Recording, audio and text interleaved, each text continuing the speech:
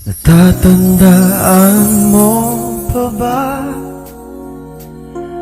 na tayong dalawa ay unang magkita?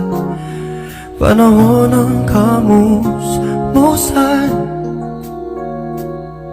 sa piling ng mga bulaklak at halaman. Doon tayo nagsimula mangarap at tumula.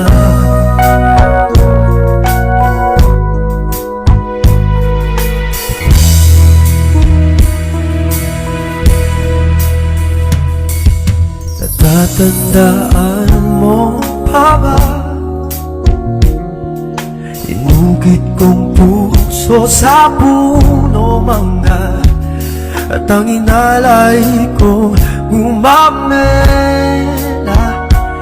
Magkahawak kamay sa dalampasigan, malayang tulad ng mga ibon, ang gunita ng ating kahapon.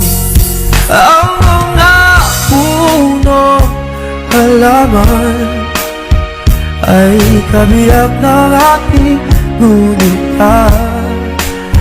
Sa paglipas ng panahon, bakit kailangan din lumisan?